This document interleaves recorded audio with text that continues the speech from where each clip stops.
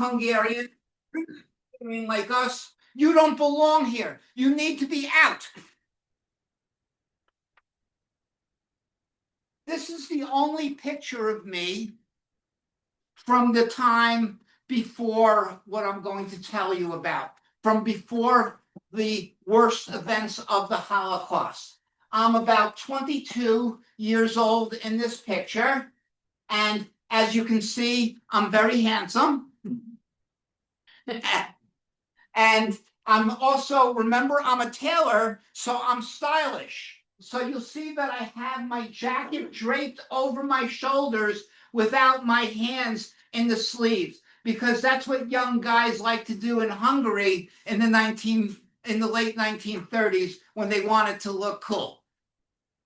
And this is my older sister, Elizabeth Erzsika. Oh, and this is my baby sister, Helen. And this girl, I don't remember her name, unfortunately. And when the war started when World War II started in 1939, does anybody know what side the Hungarians were on? Yes, somebody said the German side. Yes, Hungary joined the war as an ally of Nazi Germany. Now, you would think immediately this has to be very bad for us Jews, right? But the fact that the Hungarians were allies of Nazi Germany meant that Nazi German soldiers were not in Hungary. So this is actually not bad under the circumstances. I still remember when the non-Jewish boys from my village marched off to war. They all marched to Russia to fight against a communist army. Do you think they were singing by the time they got back? No. No, the few that did get back. Some Jews were taken with them as laborers. And I remember feeling so lucky that they didn't take me off with them to Russia. Now, do you think that us Jews were allowed to be in the Hungarian army? Absolutely not. For us, it was a different thing. The Hungarians organized us into work battalions, like work brigades. Think of, of our job was to labor for Hungary and for the Germans. Now, some people call this forced labor. I would call it slave labor, because they didn't give us any money or anything, and we had to work. If we didn't work, you didn't get food. And if you didn't get food, you would die. We worked outside of Nagydobos, my village, building roads and defensive trenches and stuff like this. We worked in the hottest weather in the summer, and we worked in the coldest weather of the winter. And you know what? When I was working in the labor detail, you know what I said to myself? This isn't so bad. If this is the way the war goes until it ends, this isn't so bad.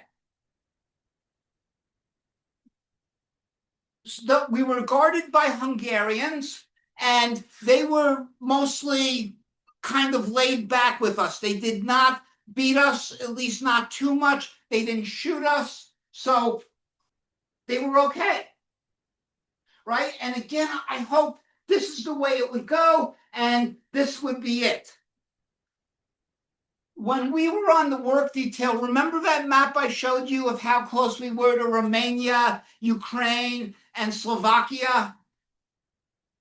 At one point, we started running into Jewish boys who had run away from Ukraine and Poland and Romania.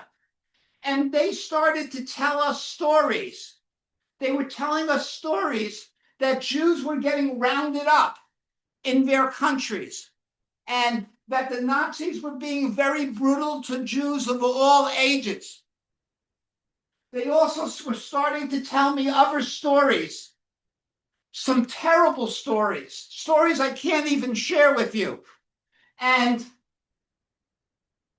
you know what I said to them when they told me these stories? You know what I told them? Not true. It's not true. You got it. I told them, you're lying. Why are you telling me such terrible stories? Why would you say such a thing? I didn't want to believe it.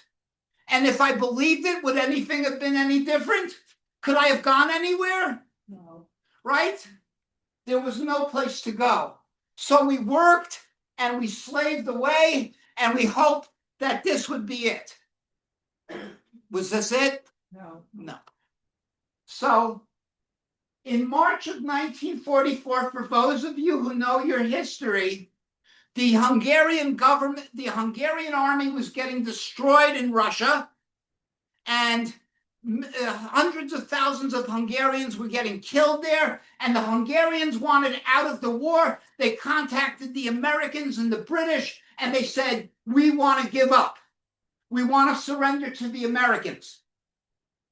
And when they decided that they wanted to give up, that was when the Nazis marched into Hungary for the first time. In March 1944, the Nazis marched into Hungary. They looked so strong. They looked so powerful. And you know what? It was right at that time that I realized, remember those terrible stories those boys were telling me when I was in forced labor? Everything they said, as soon as I saw these guys, I knew it was true. The first thing the Nazis did, even in our little village, they made us wear the yellow star. It didn't matter what gender you were. It didn't matter if you were wealthy. It didn't matter how old you were or if you were poor. You had to wear the yellow star. Now, I've often thought about this, and I'm going to ask you, why do you think they made us wear the yellow star? Identify, right? And this is right, especially in Budapest, right? You identify the Jews, they all wear the yellow star. But we were in a little village where everybody knew exactly who we were. I think it might have been something different. You know what I think? To shame us, right? To make us feel like we were less than human. Ah! And God help you if they caught you out at a bad time, if the Nazi soldiers in our village were bored, or if they were happy, or they were drunk, or they were sober, if they caught you at the wrong time, God help you, right? They could beat you. They could kill you. Could anybody stop them? No. No, they could do exactly what they wanted. Lose the game. This was their idea of fun, right? So one day, I have to share a hard story. One day I was coming home, walking back into the town center, the village center in Nagydobos, my village, and I heard screaming in the center of the village. And when I heard the screaming, the voice was very familiar to me. And when I came up, I ran up to there, and there were a bunch of Nazi soldiers surrounding my father. And one of these Nazis had taken a cigarette lighter, and my father was a religious Jew, think of Rob Mordecai or his wonderful dad, and they were taking the cigarette lighter to my father's beard and burning it on his face. They were laughing. Do you think that I could do anything? No. What would have happened if I jumped in there like I wanted to do, and I stopped them and I pushed them away or I hit them? What would have happened to me? Would that have helped anything? No. My parents needed me. Oh, one thing I forgot to tell you is when the Nazis came into town, some of my older brothers ran off to slave labor out of town. And you know what? My parents, who were kind of like my son's age now, my parents looked at me and they said, Bernard, we're scared. Stay with us. Don't leave us. So, what would you have done? Would you have ran? Would you have gotten to try to escape to go to slave labor? It's certainly understandable you want to live. But your parents are begging you to stay with them. Stay. I stayed. I couldn't leave them. My baby sister Helen stayed with us, and my older sister Elizabeth, who you saw in the picture. So I stayed, and I soon learned that I couldn't really take care of them. On Passover 1944, the Nazis made the siren in the village. And they said, Rauch, Achtung Juden, attention Jews. You have 1 hour to bring one suitcase and show up in the middle of town. And we go, what? One suitcase in the middle of town? What's going on? What's going on? Nobody could answer questions. There was nobody to ask. You think I was going to go up to a Nazi soldier and say, hey, excuse me, sir, what's going on? So we grabbed our stuff together, and we had a wagon. We were poor, so we had a wagon with no horse, and we put my mother and our little suitcases on the wagon, and we started to walk. They started to march us out of town. We didn't know where we were going, but we knew that we were being sent away. While we were starting to leave town, my mother got up on the wagon and said, wait, stop. And we go, what? What's going on? We can't stop. The Nazis will kill us if we stop. You can't keep going. And we said, why? Why not? The cat. Who will take care of the cat? Yes, we had a cat. So we ran real quickly.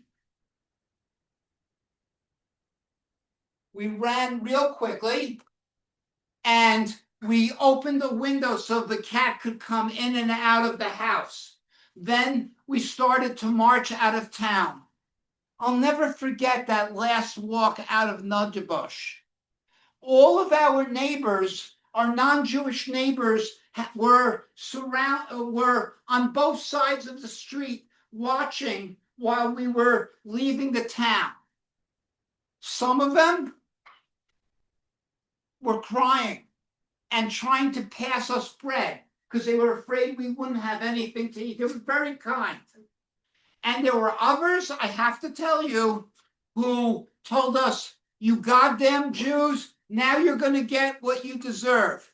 Even a few children threw some rocks at us as we marched out of Nagydobos. They sent us to a larger town called Matasalka. Matasalka had a wooden wall around it. How many of you have ever heard of the word ghetto when it comes, right? Okay, right, so, right, we were being put with other Jewish families behind wooden barriers in Matasalka, a town that had a railroad station and a couple of other things. And in Matasalka, we stayed for 3 months. We had only a little food. Sometimes some of our non-Jewish neighbors back from Nagydobos would come and try to throw bread over the wall to us. Do you think that was safe for them to do this? No. What would have happened if the Nazis caught them? Yeah. Exactly. But Thank God I didn't hear of any of this. But I have to tell you, when we were in Matasalka in the ghetto, I said to myself, you know, this isn't so bad. Maybe if we can just stay in Matasalka till the end of the war, we're going to be okay.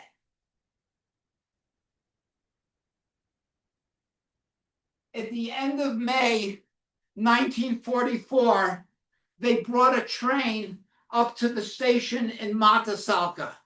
Now, this wasn't the kind of train that is like Amtrak, right?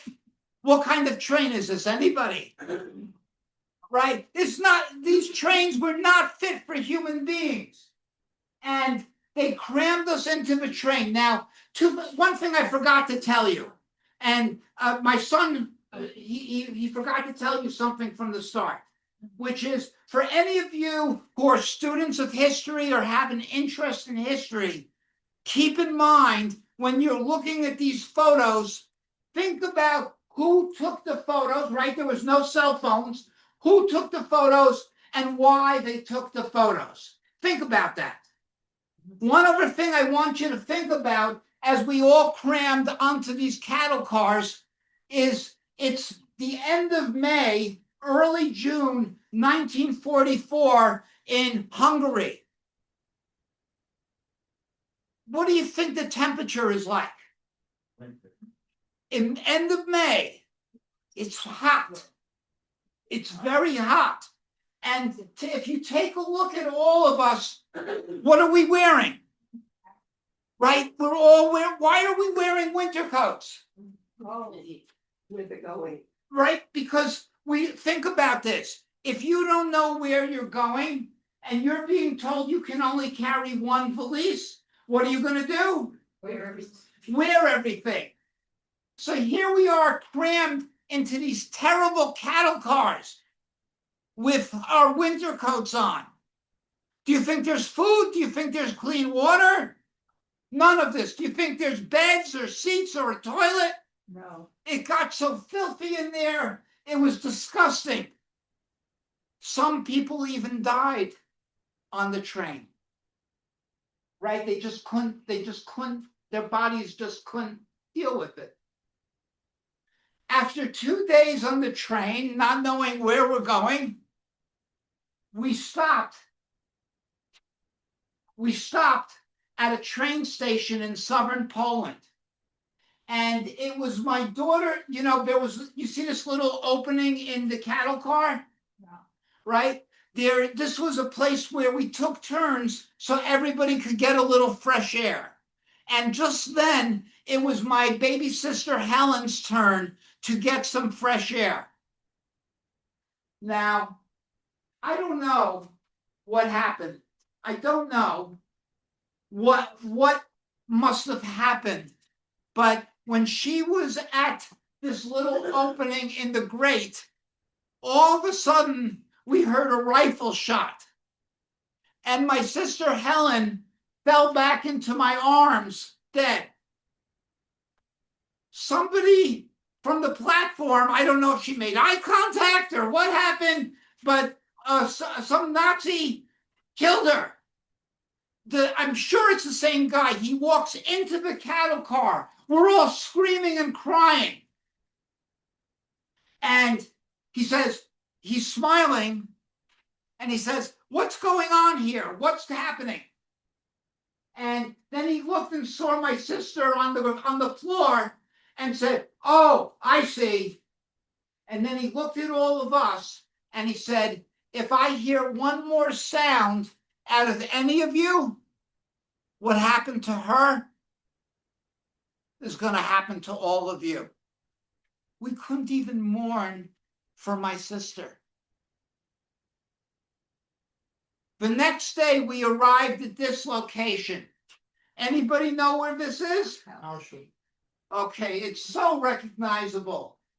And we came through on the train into Auschwitz-Birkenau. And the first thing that I remember when we got off of the train was the Nazis had dogs, and the dogs were barking at us, and people were being pushed into lines very quickly. And I also remember one other thing. You see these guys here in the striped pajamas? Anybody know who they are? Prisoners. Right? These are Jewish prisoners who are supposed to help the Nazis, right? And I remember looking up as I get out of the train, and I notice, and here it is, the end of May 1944, it's 90 degrees out, and you know what it's doing? It's snowing. There's all these white flakes coming down. And I remember asking one of these guys, excuse me, brother, I asked him in Yiddish, a language we could all speak. I said, brother, what is that? And you know what he said to me? This is just your dirty clothes that they're burning because they have lice. We're going to give you clean uniforms when you get all settled. So don't worry about that. So I got off the train, and immediately they put us into two lines.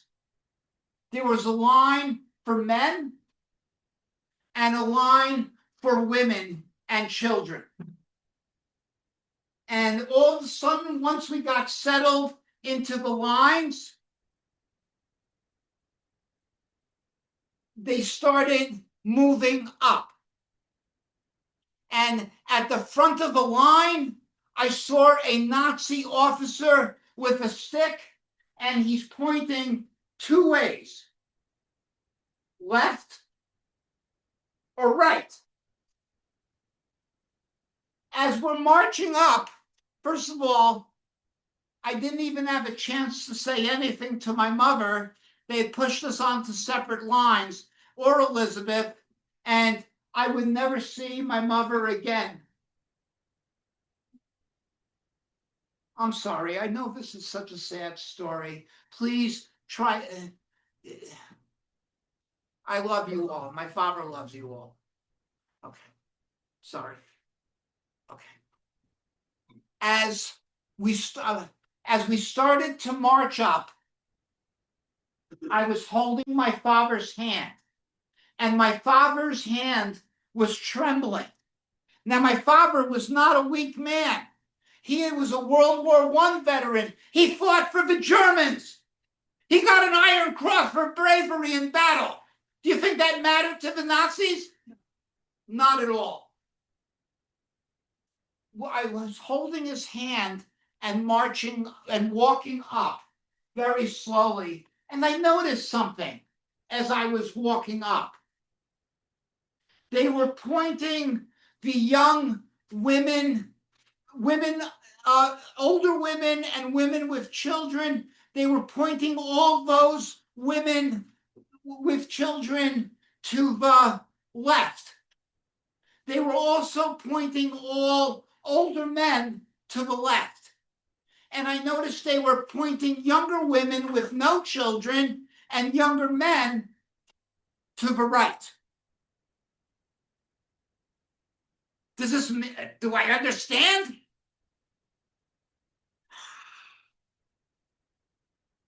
As we started to walk up, again, as I saw this, we came to the front.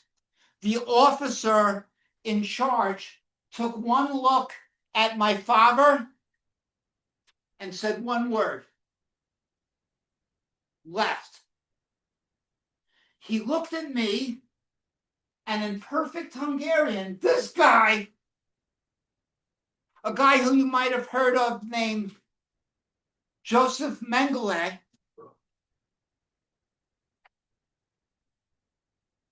he looked at me and he said, I'll never forget this, never forget this. In perfect Hungarian, he says to me, son, you go to the right. My father started to walk off to the left. I never even said goodbye to him.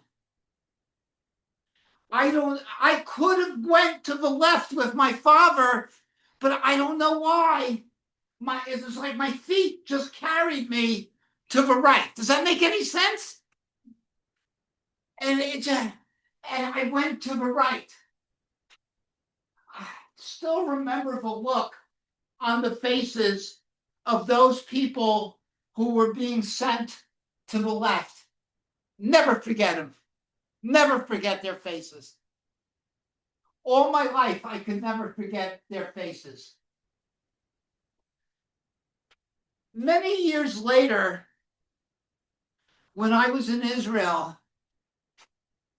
and I don't share this with every group, but you guys are amazing. Many years later, when I was in Israel, the Israelis would come to me and say, how could you just walk like a sheep to your own death? How could you do that?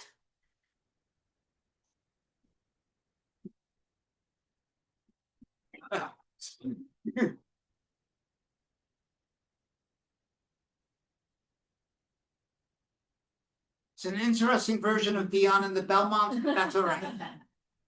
Okay. Okay. So they would ask me, why didn't you fight back? Why didn't you do something? Why did you walk like that?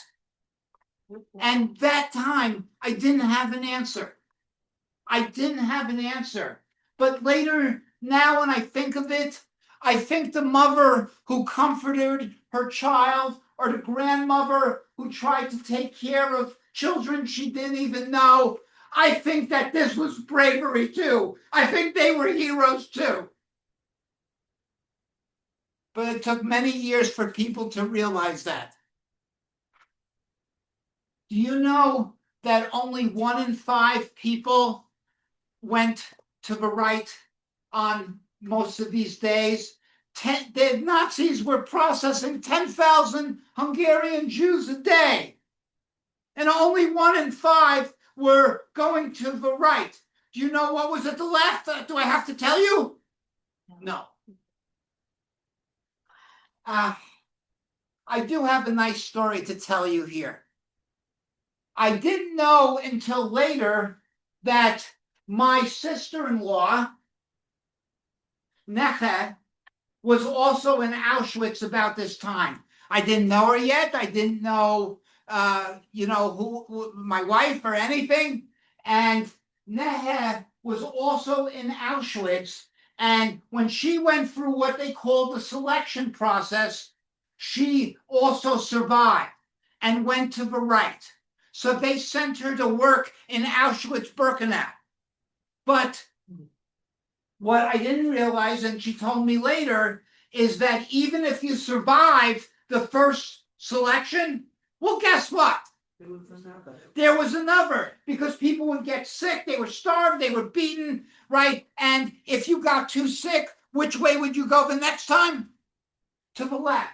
So she was not well, she was not in good shape, and they put her on the selection line, and sure enough, the Nazis said, you go to the left.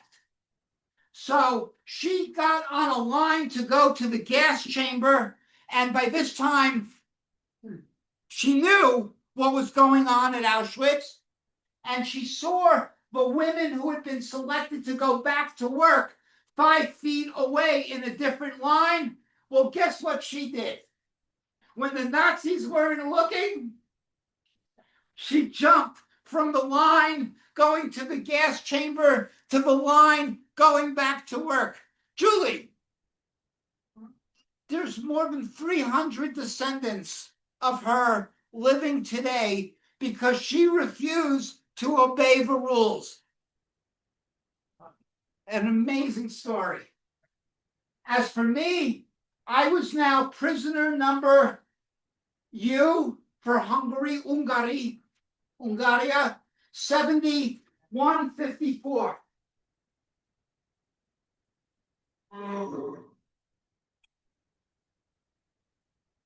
This was my number.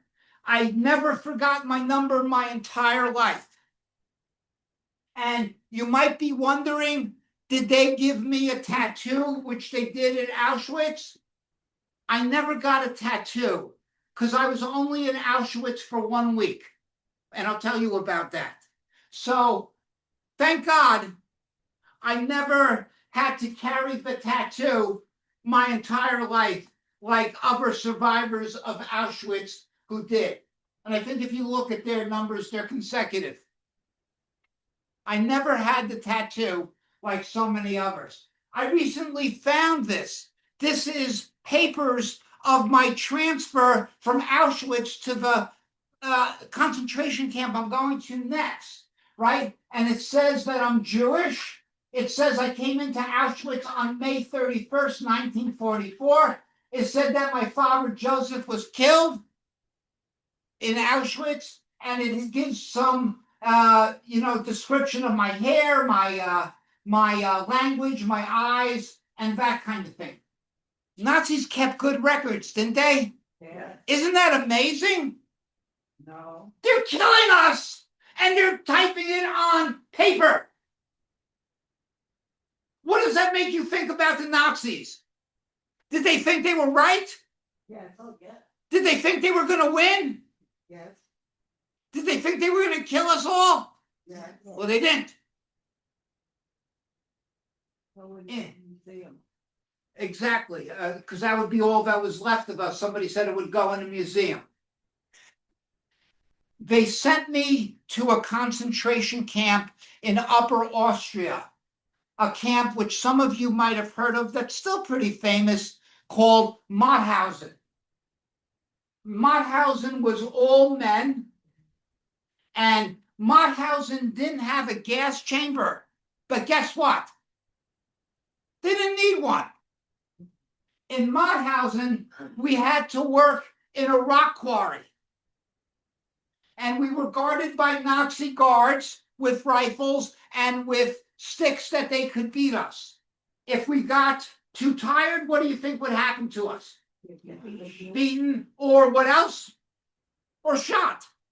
If you got too tired, if you were too weak from lack of food, right? If you had just given up, or even if they were just bored, anything could happen to you.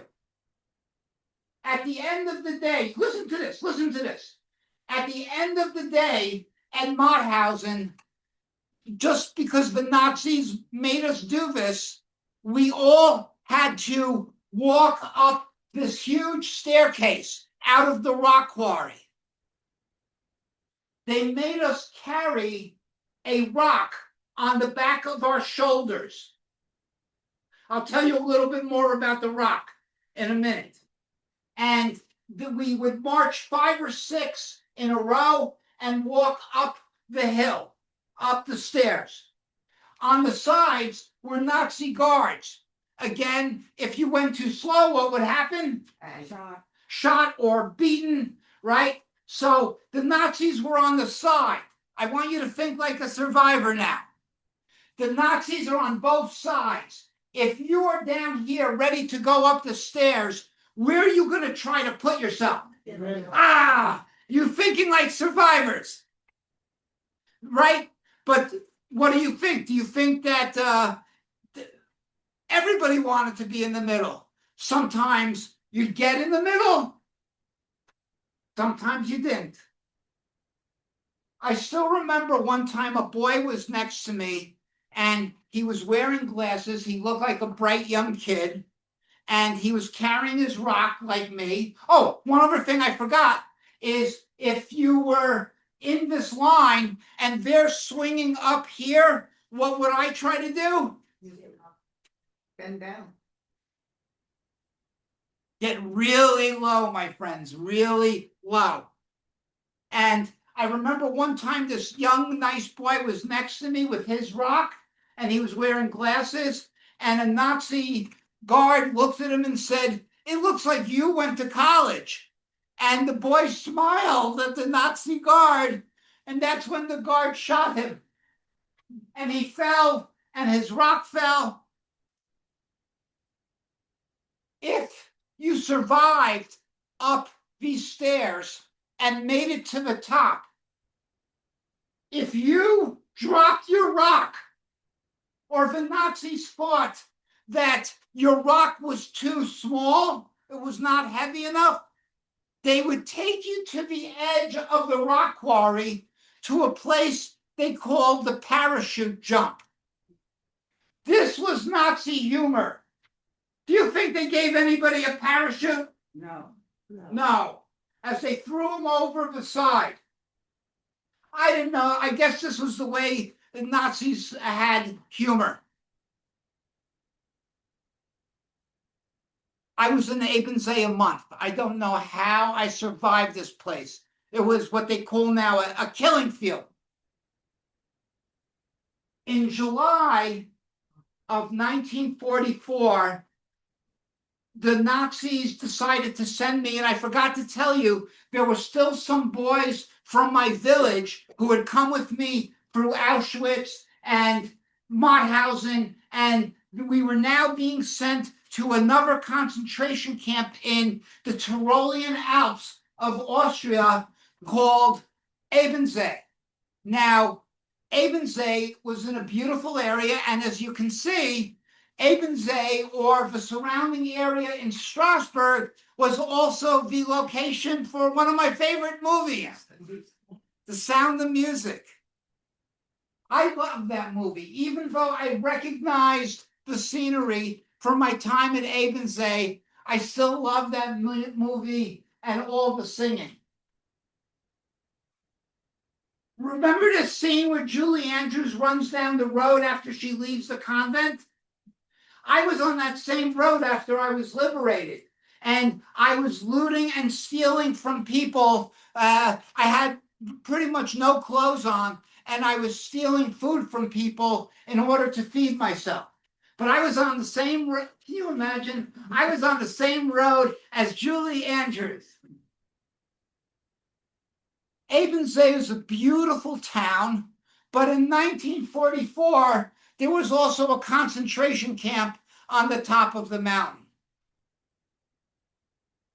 In Ebensee, most of our work was in tunnels. We were digging out tunnels in the side of a mountain. You know what the Nazis were going to do with these tunnels? They were going to put their missiles there. If God help us, they would have gotten the atomic bomb before the Americans. They were going to go in these tunnels until they used them. You know, these tunnels are still here. You can go see an orchestra and have a performance in these tunnels because the tunnels are so, the sound is so perfect. Acoustics, right? Acoustics, right? But I tell you, can you imagine that digging out tunnels was dangerous work? Yeah. We often had to work with dynamite. It was crazy. But I'll tell you some more about this. Let me get back to my first day in Ebensee. First of all, Ebensee was only about half Jewish prisoners.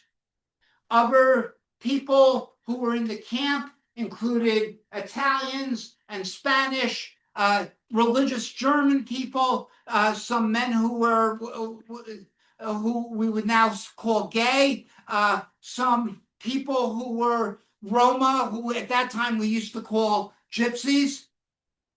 There was a whole different group there. There was also Russian prisoners of war, because any Russian caught fighting against the Nazis were not sent to prison camps. They were sent to concentration camps like me. The first night in the barrack at Ebensee, we were saying to ourselves, I asked my friends who had still survived from the village, what are we going to do? How are we going to survive Ebensee? And then it came to us. We would all tell them that we were field laborers, that we were farm boys back in Hungary, and that this way we could work outside, maybe we'd be safer or get a little food. This is what we were going to tell them. So the next day, we lined up, and one of the SS officers came to each of us. We took off our cap, and we lined up, and the SS officers came to us and to each prisoner, and they said, "What do you do? What skill do you have?" Remember, the Nazis valued people who could work, at least until they didn't need you anymore. So you always hope that you had something that they would find useful, because what would that do? Save you. It would keep you alive another day. So as they come to my friends, they all say, "I'm a field laborer. I'm a field laborer." When they came to me, I don't know if it was God or what, but you know what I told them? Tailor. I'm a tailor. I told them I'm a tailor. The Nazi officer looked at me. He took one of his little sticks and hit me over the head to the ground. I don't know why. And then, do you think I could stay on? I was really cut up. Do you think I could stay on the ground? What would have happened if I said, I can't get up too fast? That would have been it. So I got up really fast, wiped the blood out of my eyes, and he said, "Prisoner, if you're really a tailor, you're going to sew 3 pockets for me on my jacket. If you're lying to me," he pointed to a building with a smokestack. Ebensee also didn't have a gas chamber, but it had a crematoria. It had an oven.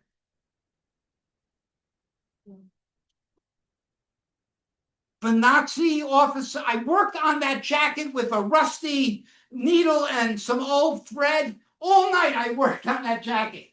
And before I gave it to him in the morning, I put it on a rock, and I put my tuchus, my behind, on the rock, and I sat on it, and I want to press it. Exactly, right? You understand tailoring. And I gave it to him, and he looked at me, and you know what he said? "You're my man." And what he meant by saying, "You're my man," is that he won't kill me, and that if I do some tailoring in addition to working in the tunnel, right, didn't get me out of anything, he would give me a little extra food. With the extra food, I would try to give some to my friends.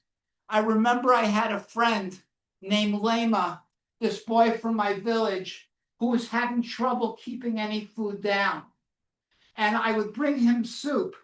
And I say, "Lema, eat some soup." Lema didn't make it. I tried. I guess the Nazis like to be fashionable, so they like having a tailor. You can see the pretty nice clothes, right? I guess when you're killing people, you like to look good. When this officer didn't have any more work for me, he gave me to another prisoner, a prisoner whose name was Tony. Now, Tony wasn't a prisoner like me. First of all, Tony wasn't Jewish. He was Roma, right? Again, what you might call gypsy in the old days, but we don't use that word, right? But he was also German. So even though he was subhuman according to the Nazis, he was still German, so the Germans trusted him. I have to tell you, Tony was he was a capo. Like, think of in a factory, like a foreman. What is the job of the foreman? Overseeing, to make people work the right way. Only Tony was a foreman who had the power of life and death over prisoners, right? If somebody didn't work, he didn't have a gun, but he could beat them to death. He could do whatever he wanted. And you know what? I think he liked doing that. One time I came over and he had a 15-year-old Jewish boy on the ground. The boy was so weak and tired that he couldn't get up to keep working. So Tony looked at me and he said, "Schneider," he called me Taylor. He said, Schneider, I want you to come over to this boy and I want you to step on his neck and kill him. Kill him for me. That's what I want you to do. And I thought about it for only a second. And you know what I told Tony? No, I'm not doing it. I'm not getting down to that level. I'm not going to lose my humanity. I'm never going to kill anybody. Would other prisoners do this? No. Prisoners did this, right? Why would they do this? To stay alive, for food. And you know what? I'm not going to judge that. But I knew for me, I could never kill somebody to stay alive. And I knew that all my life. I was sure I was going to be sent to the oven. I was sure Tony was going to send me right to the oven. Instead, you know what Tony said? Okay. And somebody else. Do you think he found somebody else to do it? Of course. But I couldn't do this. There were so many, in Abensee, we slept 3 to a bed. There was never enough food. I'm sorry, I know this is so hard to see. And there were sometimes in the middle of the night, the boy next to me wouldn't make it till morning. I found, for me, the best way to try to stay alive, you know what I ate a lot of? If you ever want a secret ingredient? Garlic. Garlic was amazing for everything, right? If I had trouble with my stomach and I thought I was done, right? Because anything would kill you. Garlic. There were days at Abensee when I just didn't know how I was going to make it through the day. I had so many close calls with the Nazis. One time I fell asleep in the tunnel when I was working, and one of the Nazi German engineers wrote my name, my prison number on his book, which meant I was going to get 25 whiplashes. You think I would survive 25 whiplashes? I chased him around the camp. I begged him, please take my name out of your book. Please take my name out of your book. He did. There were so many days where I was sure that I was going to die in Abensee, that today would be the day. And as the end of the war was getting closer, as the American army was getting closer, the bombers were starting to come over the camp. And I said, God, if I'm going to die, let it please be from an American bomb. I beg God not to give these bastards the satisfaction of killing me. Let the Americans do it, because they were good. There were some boys who just gave up. And if you gave up, if you were just too weak to work and too weak to eat, you just sat there until nobody even bothered them anymore. Maybe they found peace that way. I don't know. I never got to this point. I refused to give up. I even sometimes, I tried to pray sometimes. I tried to pray to Hashem sometimes. In early May 1945, we heard that the American army was getting very close to Abensee. Very close. Guys, this is the nicer part of the story. And we said, and I prayed to God. I said, please, don't let me die now. The Americans are getting so close. And as the Americans got close to the camp, the Nazi guards announced, guys, prisoners, there's going to be fighting here soon. We want you to all go into the tunnel and hide there so you don't get hurt during the fighting. Does this sound right to any of you in this room? No. No. What do you think the Nazis are thinking? Blowing up and kill them. Blowing up and kill them. We found out later that the Nazis had put dynamite on the walls of the tunnel. Because if you think about it, if you're a criminal, what do you do with evidence?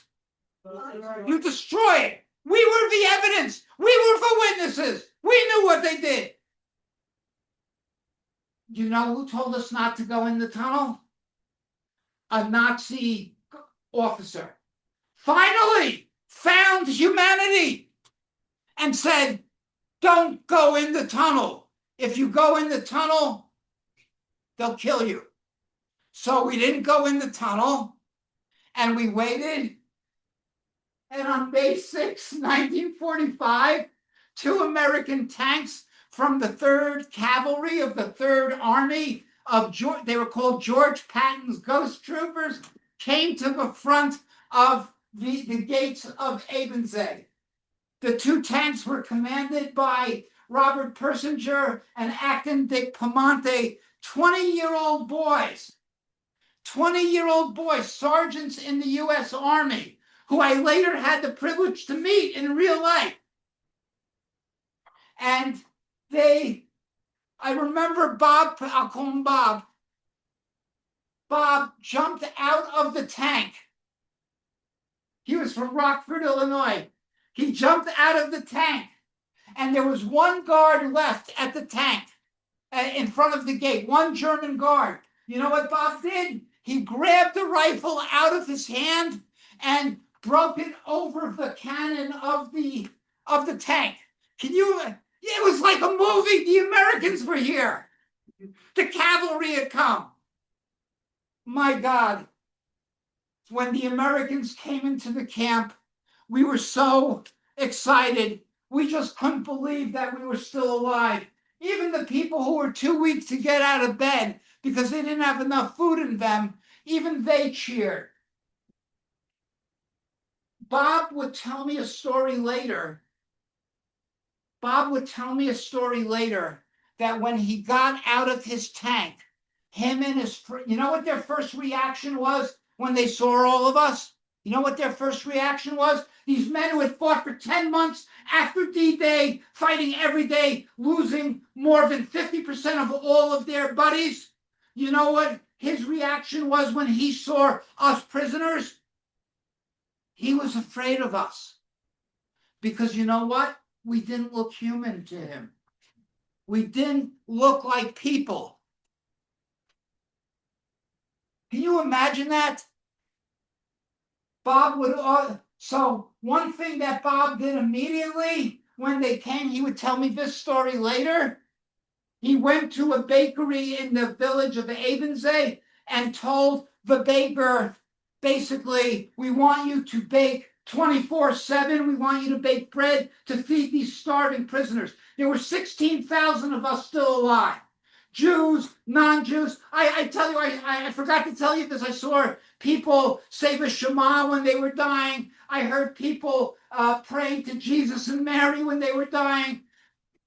It didn't matter at this point. We're all people. Anyway, I just remembered that. Bob told the baker in town, you need to bake 24/7.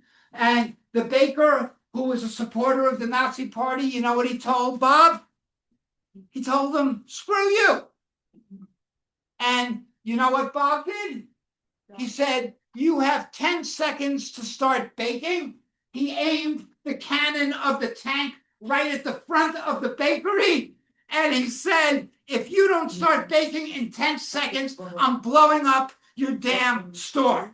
And you know what? He absolutely meant every word of it. My friends, the Americans were here. And the Americans tried to do everything to bring us to hell. But they made some mistakes. They gave people who hadn't eaten a real meal chocolate because they had nothing else to give, right? They would give chocolate to the children in towns that they liberated, right? And they would say, but some of us were so hungry, we tried to eat too fast. So even after liberation, some of my friends even, they didn't make it, even after liberation.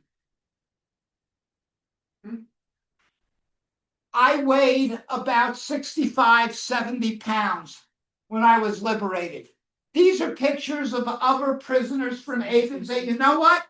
Thank God I never found a picture of me from Ebensee. And to this, I always thank God.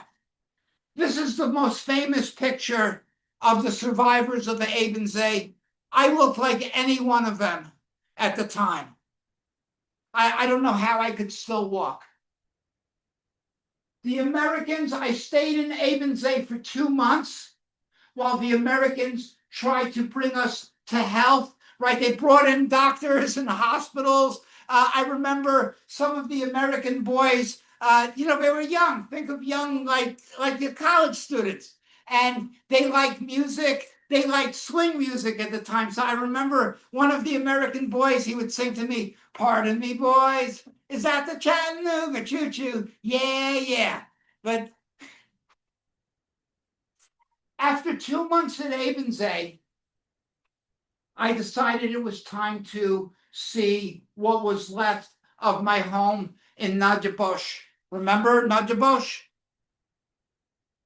I go back to Nagydobos. This is a picture of me from 2 years later after liberation. You can see I'm still very skinny.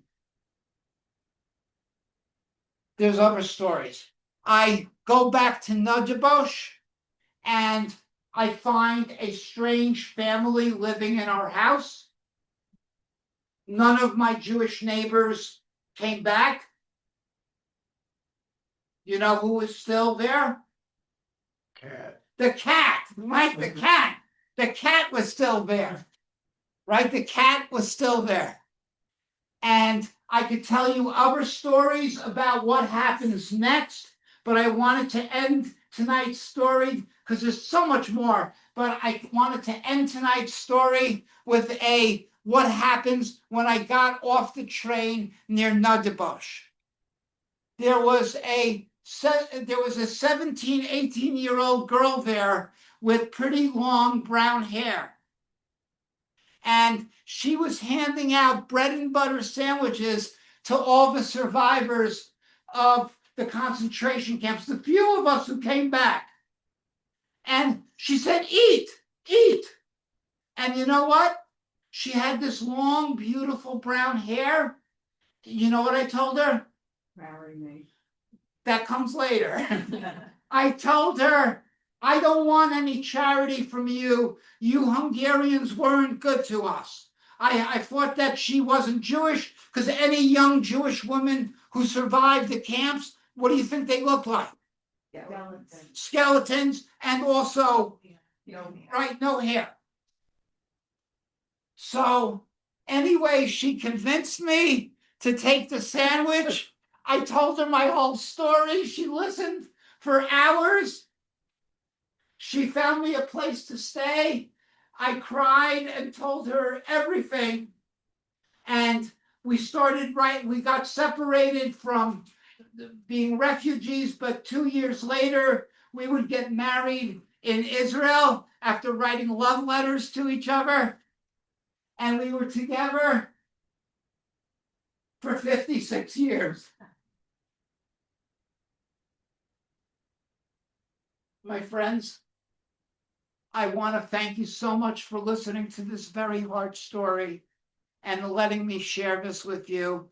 Please take from it again the love and the care of family, the belief in God, the human will, the spirit of survival.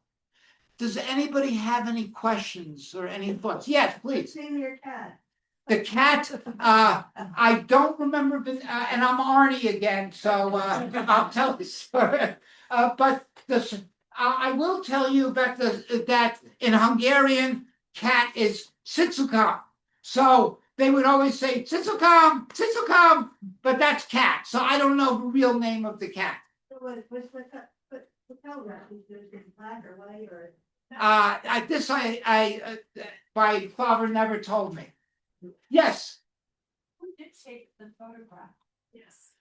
I believe that's a great question. It was clearly not the Red Cross. I have to think that it was the Nazis as some of you surmised, but I believe it was the Nazis seeking to catalog the end of a civilization they had, and a culture they had successfully destroyed.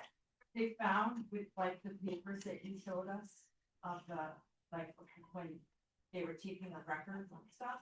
I don't know how those papers came into the possession of a archive that seeks to document the Holocaust, but I've only found that about 2 weeks ago. That's one of the newest slides in this presentation, actually.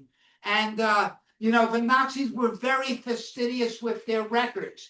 They had what separates them from other mass murder and genocide is the pure level of evil, of organization, of structure, of administration, of efficiency. Yes.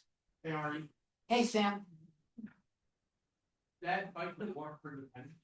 Yes, when he was, which is a whole nother story, when he emigrated at that time illegally into what was called Palestine, he would wind up being arrested by the British for 3 months, and then he was put into a military unit that had to fight against the British-led Jordanians, at which point he gets injured in a bunker, being in the West Bank in a town they should not have been in, and his 3 best friends, including one who also survived Ebensee, died in that war with him. And at that time, he said, for me, no more war. He couldn't take it anymore. But he did fight and he would say he was a terrible soldier. He didn't want to kill. He didn't want to hurt anybody. We even used to watch like detective things on TV, and if somebody would pull out a gun, he would make me shut off the television. He couldn't. I remember when the children in Nigeria, Biafra, were starving for right, or think of Darfur, right, and you see the images of starving children. Anytime my father saw an image of a starving child, it just killed him inside. He could never let that go. But Sam, that's a great question. Yes. Hold on, back there. Yes. When the Nazis would take the prisoners to every concentration camp, why would they move them from how your father was moved from camp to camp to camp? That's a great question. I read up on that a little. Your major concentration camps had sub camps for different tasks, and I guess being as efficient as they were, they moved their laborers around for whatever they needed, right? If they needed tunnels to put the missiles in, they would go to Ebensee. If they needed, rocks for cement, they went to Mauthausen. If there was other camps like Melk and other ones, right, they all had their own purpose. Often this work was tied in to Nazi German private industry. My father would later actually get some money from Siemens, the multinational corporation, because he was a slave laborer for some of these industrial firms. So that's an excellent question. Nobody's ever asked me that question before. Yes, and then we'll get right to you, I promise. I think you alluded to this, but can you tell us a little bit about the journey of your dad after Israel went on to New York? This is the long story. Yeah, a quick one. My father had it with conflict.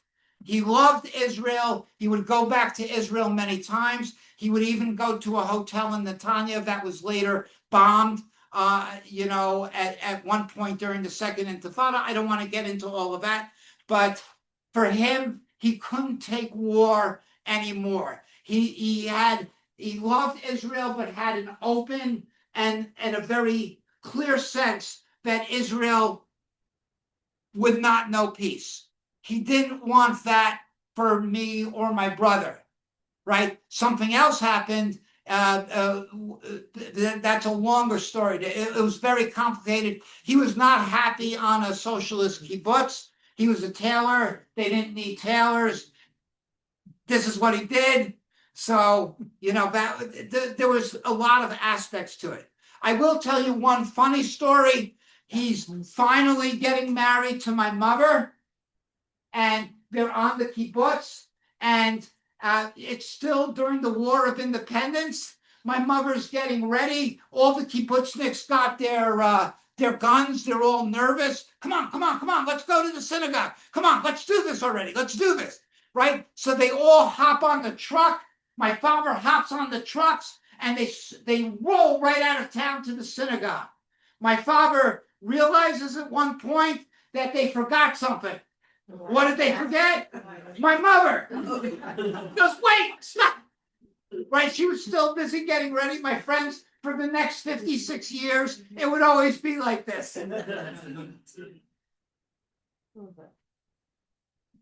Yes. How did you deal with if you ever came across these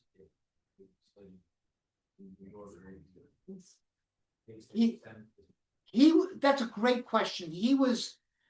I remember thank God, there were only a few, most of it he would see on TV, but, because we lived in a very Jewish neighborhood in Riverdale in the Bronx. So he didn't see much of it, but I remember one time we were walking to synagogue on Yom Kippur. We had on our kippot, and somebody from the top of a building across the street, Julie, I never told you this, was saying, Jew, Jew, Jew, Jew, Jew. And my father instinctively, and this saddened me, but I'll be honest with you, instinctively, he took off his kippah. Right? I guess this was an instinctive survival reaction.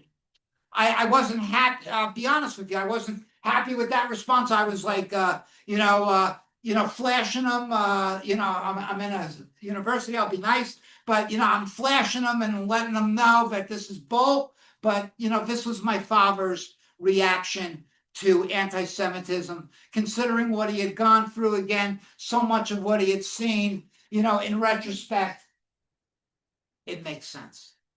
Yes. Did he ever share with you anything, how he made his way toward peace or anything approaching business? My father didn't find peace for more than 50 years. Forgiveness, that's a great question. Who asks that question a lot is prison inmates. They ask about forgiveness, and how he could come to forgiveness. He never forgave his tormentors. He couldn't get to there. My mother, who went through different things, was able to find ultimately the humanity in everybody, regardless of their nationality. My father didn't have many dealings with Germans, or certainly not Nazis for that matter, but he was able to, the good news, as he always liked to say, is that the last half of his life was much better than the first half. He found sanctuary in a synagogue, even when he went to the Hebrew Home for the Aged, that nursing home where you saw the picture of him during the sewing with the sewing machine. My friends, he was the star of the nursing home. He walked around like the mayor. They loved him. He loved them. And even on the day that he passed away, he ate chocolate ice cream that night for dinner. So if we find comfort, it's in the fact that, again, the second half of his life, he found more peace. I'll be honest with you, growing up, there were days when he raged. But that all mellowed as he got older. My mother used to say, the bear has calmed down. It was hard sometimes. It was very hard. Thank you. These are great questions. Great questions. Let's first give a round of applause to audience. Anything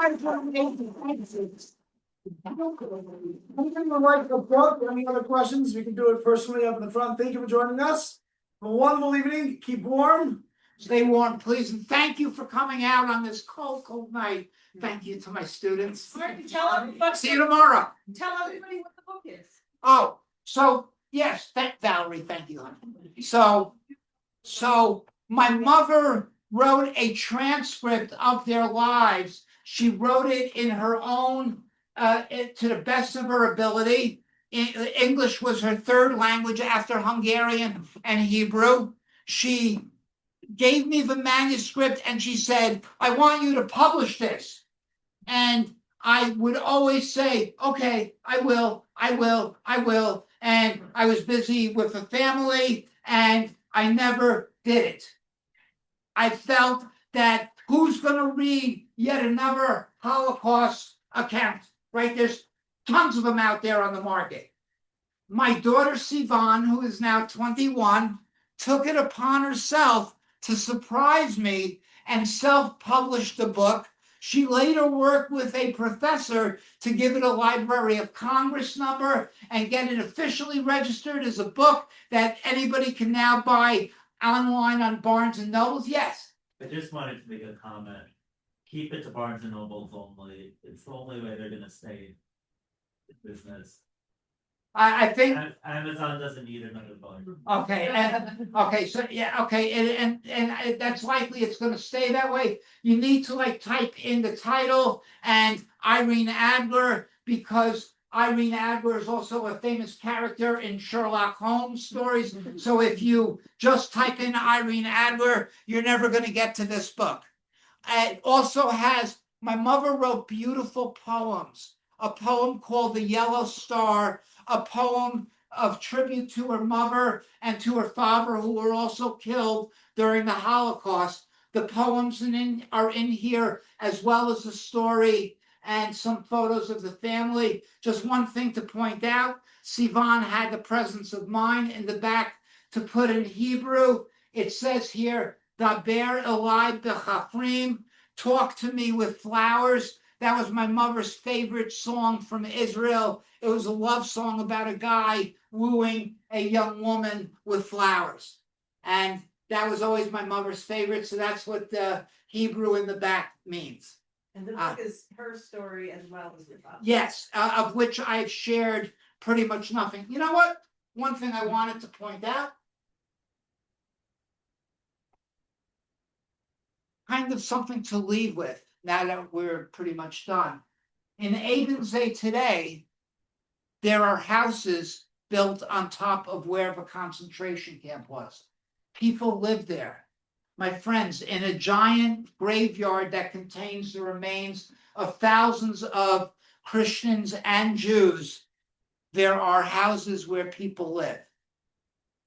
What is that saying? If we don't forget, right, if we don't forget the things of the past, we're destined to repeat them. Right.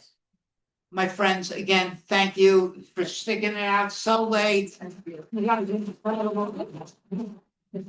My father would have loved you all. He could be thrilled to have all of you here. Anybody would like to sign copy? Nice tomorrow. Come down and get your signed copy from Arnie. Thank you, Arnie. I don't have, I'll bring up, I'll order more and I'll bring up, right, I check with you, see anything for a one. Right. Oh, really? Beautiful. Okay. 1, 2, 3. Got it? He's done it today, yes. Yeah, I got class at 6, I. Right. I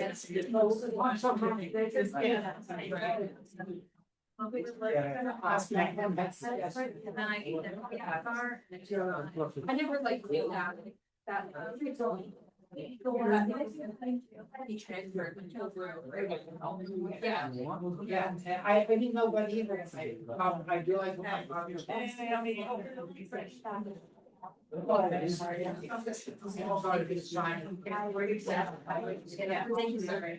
you, boss.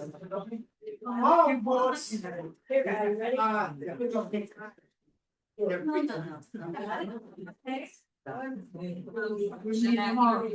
guys are Just give me a few. We'll see how It's funny, Oh my god.